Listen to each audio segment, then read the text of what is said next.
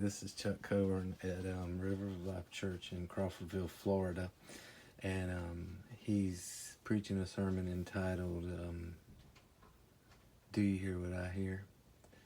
And what he has to say here is amazing, because I drive a dump truck, and if I can implement these things in my life, it's just going to change the way I do my job drastically. And I'll just let you hear what he has to say, and then you'll know what I'm talking about. So here we go. Having issues, just say his name and see what happens. Right. Because you see, his name is also mighty. Look at verse 5. We're continuing on. We've gone from a soft mellow back to a strong voice, so to speak. The voice of the Lord splits the mighty cedars. The Lord shatters the cedars of Lebanon. You think? Okay, so look at his face, it's funny. So the voice of the Lord splits the cedars of Lebanon, these big trees, right? And so let's hear what he has to say next. Now, why in the world would the psalmist write something like that?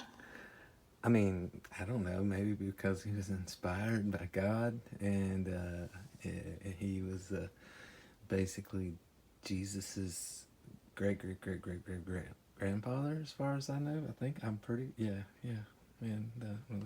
I mean, the Lord splits the cedars of Lebanon. Well, first of all, the cedar trees in Lebanon are pretty big. They grow. Trees are big, right? Anywhere from about 40 to 80 feet tall. Their trunk is usually around 10 foot in diameter. So for something to speak and shatter it, it's pretty impressive. Yeah, like the heavy machinery. I use some heavy machinery, and they push stuff down a lot. And so if some of the guys I work with could just have the Lord's voice, then that would just solve a whole lot of fuel problems, machinery breakdowns. I mean, we would get rich. I mean, so what's the correlation here? I mean, what is the psalmist trying? The correlation between trees and the voice of God, or the correlation between good and evil, or logic and stupidity? To show you here. It's simple. Simple. I don't care what obstacle you have in your way, he'll shatter it. There you go. And I mean, when you hear what he has to say next, in a little bit, it takes him a second to get it out, but when he comes to the conclusion of this part, this is the thing that's going to change things for me. I don't care what wall you have built up, he'll bring it down.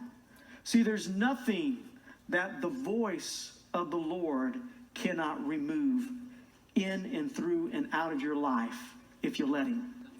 I mean, just listen. This is incredible. If you're facing walls in your life today, let the Lord speak over it. He'll shatter it. That's what he's saying here. I'm going to... Like one time I was in the city, and I couldn't find the entrance to like a parking garage or something. There was a wall, and I couldn't climb over it. And I mean, if I'd have had the voice of the Lord, I mean, I could have shattered. I'm going to break down these obstacles in your life. I'm going to remove them out of your life so that you can live freely, so you can live with a purpose and a plan. Like, so I can drive freely. I mean, I live in my truck, so I mean, right? Isn't that make sense? You know why? Because when you know the truth is going to what? Set you free. See? I mean, it didn't make sense to walk around. Okay, so this part is it's deep. I mean, it's really, you gotta listen to it. So let's go just back a little bit and hear what he says. He's saying here, I'm going to shatter it. I'm going to break down these obstacles in your life. I'm going to remove them out of your life so that you can live freely, so you can live with a purpose and a plan. You know why? Because when you know the truth is going to what? Set you free. Yep. I mean, it didn't make sense to walk around these walls that chariots could ride around 7 times for 6 days and not say a word, and on the 7th day walk around 7 times and shout. See, it's that. You gotta walk around the walls the chariots. So they got some chariots going around some walls. I know he's talking about Jericho, but he forgot to mention that.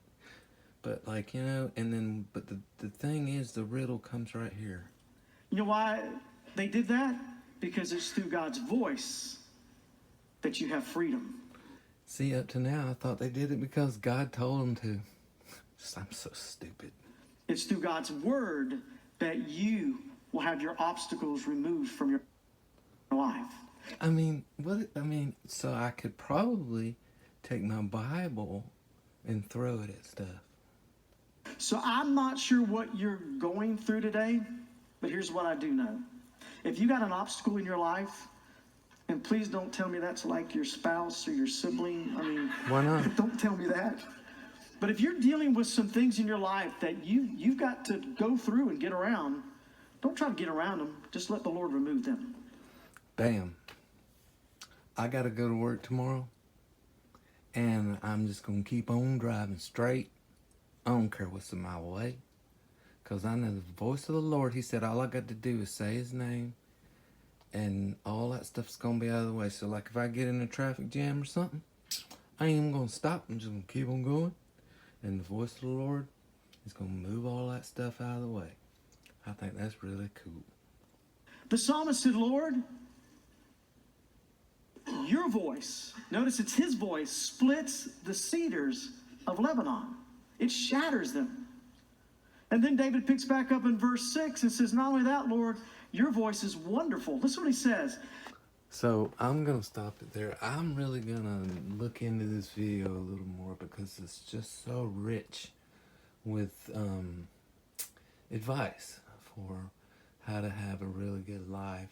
And for me, how to have a really good day at work. So too bad it's all a twisting and a lie. But, you know, this was fun.